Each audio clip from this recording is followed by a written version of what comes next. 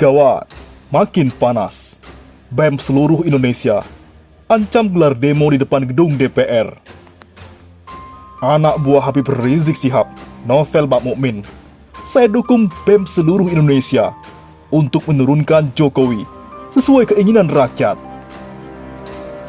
Tak hanya itu, Luhut pun kena batunya. Luhut yang ancam eksekusi orang yang langgar PPKM darurat. Kata Iwan Sumule, rasa-rasanya ingin kutumbuk mulutnya itu. Rakyat makin kesal. Megawati ucapkan selamat kepada Partai Komunis. Tak hanya itu, PPKM darurat hingga Idul Adha. Apakah Pak Jokowi tidak sholat Id? Atau memang Pak D hobi ribut dengan umat Islam? Oleh karenanya, turunlah, wahai Presiden. Inilah 5 kegagalan infrastruktur Jokowi selama 2 periode menjabat. Novel Bakmukmin, saya dukung BEM se-Indonesia untuk menurunkan Jokowi sesuai keinginan rakyat. Wasekjen Persaudaraan Alumni PA 212, Novel Bakmukmin, mendukung BEM UI yang mengkritik dan menjuluki Presiden Joko Widodo sebagai the king of lip service.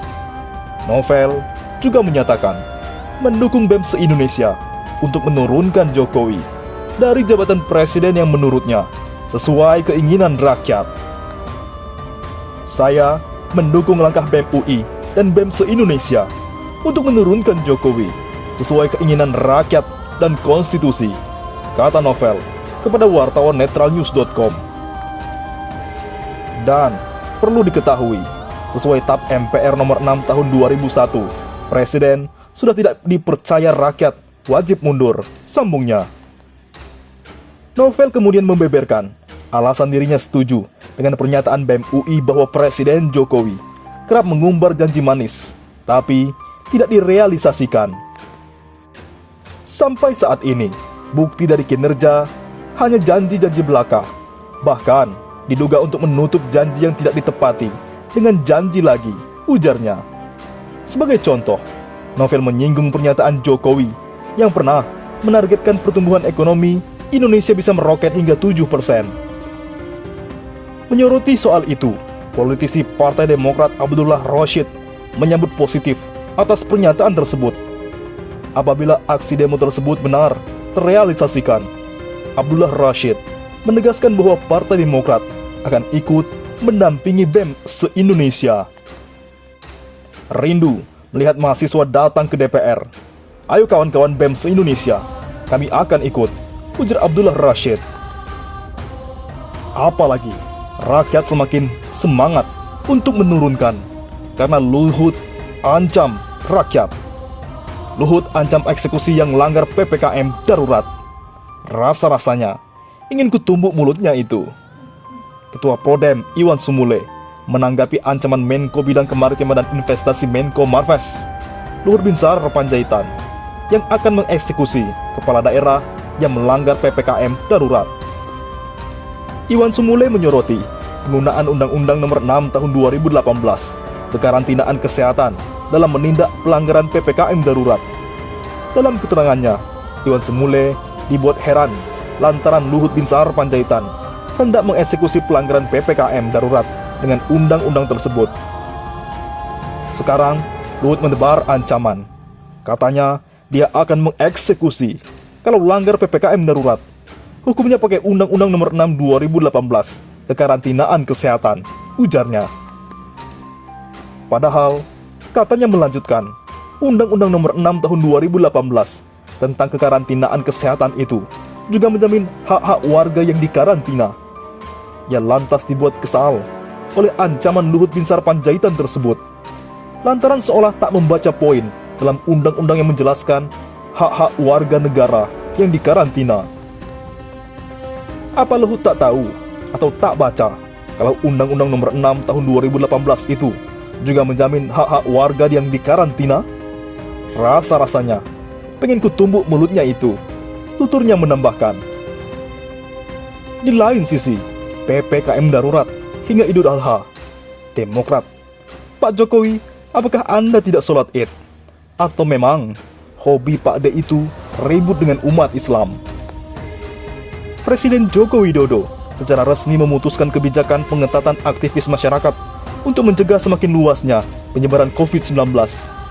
Kebijakan itu dinamakan Pemberlakuan Pembatasan Kegiatan Masyarakat atau PPKM Darurat. Jokowi mengumumkan penerapan PPKM Mikro Darurat ini di Istana Kepresidenan pada Kamis, 1 Juli. Saya memutuskan untuk memberlakukan PPKM Darurat sejak 3 Juli hingga 20 Juli 2021, khusus di Jawa Bali, ujar Jokowi. Kebijakan yang lebih tegas ini diumumkan Jokowi setelah menempatkan masukan dari sejumlah pihak, antara lain berbagai menteri, ahli kesehatan, dan kepala daerah. Menanggapi kebijakan tersebut, politisi Partai Demokrat Taufik Rendusara mempertanyakan kebijakan PPKM yang ternyata akan berlaku hingga Idul Adha 2021. Seperti diketahui, Idul Adha 2021 jatuh pada Senin 19 Juli malam hingga Selasa 20 Juli 2021. Taufik merasa heran, mengapa kebijakan tersebut tidak dilakukan sampai 18 Juli 2021 saja. PPKM sampai 20 Juli 2021. Itu pas tanggal Idul Adha. Pak Jokowi, apakah Anda tidak sholat Id? Apakah Anda tidak potong hewan kurban? Kenapa PPKM tidak 14 hari, tanggal 18 Juli saja berakhir? Tulisnya. Taufik pun mempertanyakan, apa memang Jokowi senang ribut dengan umat Islam? Atau memang hobi bikin ribut dengan umat Islam?